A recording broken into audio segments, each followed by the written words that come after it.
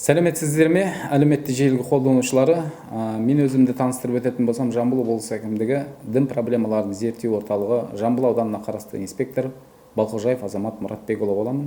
Бүгінгі тақырыбымызда дін және жастар атты тақырыпта сөз өрбітсек деп отырмыз. Жалпы адамзаттың жаратылысында, адамзаттың құбылысында өзіндік екі тармағы болады, яғни жан азығы және де тән азығы.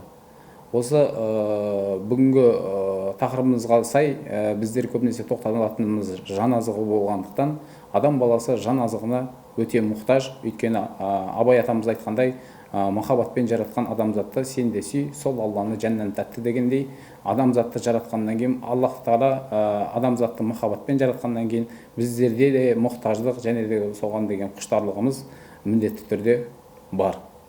Осы орайда ислам ғалымдары адамзаттың жаратылысын және де адамзаттың уақытысын үш кезеңге бөледі: балалық шақ, жастық шақ және де кәрілік. Осы кезеңдердің екеуі әлсіз уақыттар болып есептелгеннен кейін, арасындағы бір уақытысы, яғни жастық шақ кезеңі ең биік шыңдарға және де асқар тауларға мінетін уақыт және де көптеген белестерге жететін кезең болғандықтан, адам баласының өмірі ең маңызды және де қаймағы болып есептелінетін кезең бұл жастық шақ болып есептелінеді. Өйткені адамзаттың өміріндегі басты мақсат өмірді сүру емес, сол өмірді дұрыс пайдалана білу және де өзінің артынан із қалдыра білу. Осы орайда жалпы адам баласының жастық шағы адам баласының өміріне көптеп рөл ойнағандығының себебінен адам баласы Құран кәрімде осы жайлы жастық шақ туралы аяттар түскен, көптеп аяттар түскен. Яғни Ан'ам сүресі, Юсуф сүресі және де Хаж сүресі, Қасас сүресі сияқты аяттар түскен. Және де сол аяттардың ішінде ашуддаху балаға деп айтылып кеткен, яғни адам баласының есейіп кемеліне жеткен уақыты деп айтқан. Негізгі жастық шақ деп, жас жігіт деп айтылған кезеңдерде болған фәтән деп, яғни жас жігіт деп белгілеп кеткен жерлерде болған Құран аяттарында бұл 9 жерде кездеседі.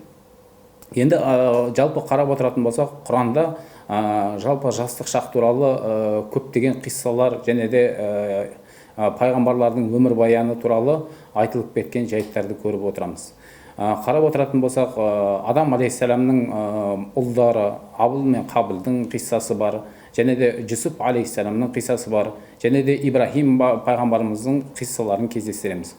Осы қиссалардың арасындағы ең қазіргі таңдағы мынау жастарымызға көптеп әсер ететін қиссалардың бірі Жүсіп алейхиссаламның қиссасы. Жүсіп алейхиссаламның қиссасын қарап отыратын болсақ, Жүсіп алейхиссаламның бауырлары, өзінің туған бауырлары неге құдыққа тастап, ол құдықтан шығып Перғауынның құлы болып, және де Перғауынның әйелі оған зина жасауға итермелегендігі туралы, және де сол зина жасамағанның себебінен зинданға тасталғаны туралы, және де зинданнан шығып қайта Перғауынның уәзірі болғандығы туралы оқиғалар кездестіреді. Және де осы қиссадан алатынымыз және де жастарға керек мәселелердің бірі қарап отыратын болсақ, біріншісі сабырлық сақтау. Яғни өзінің бауырлары және де өзінің ағайындары құдыққа тастауымен сабырлық ете білді.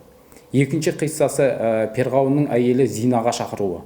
Яғни зинадан қашып, ар-ожданын, намысын өзінің таптатпау үшін зинадан қашып зинданға отырды. Үшінші алатын бұл оқиғадан керек нәрсе жастарымызға бұл, яғни Перғауынның уәзірі болып тағайындалғаннан кейінгі уақыттарда, яғни халқына, жұртына жағдайын ойлай отырып, дұрыс шешім қабылдап беруі. Осы орайда қазіргі таңдағы жастарымыз дінге көптеп бет бұрып жатқандығын байқаймыз. Және де сол дінді алудың орны бар. Әрбір діннің алатын орны бар.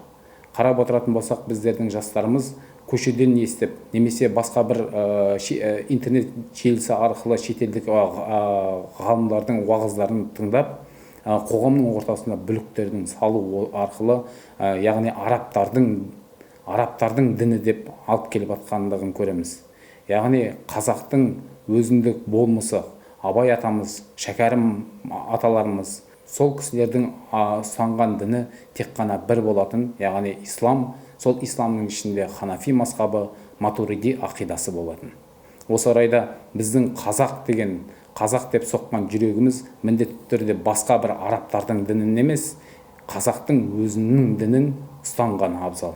Ханафи мазхабы сонау табиғин заманынан бері қарай келатқандығын байқаймыз. Және де ода бір шынжыр, яғни силсилесі бар.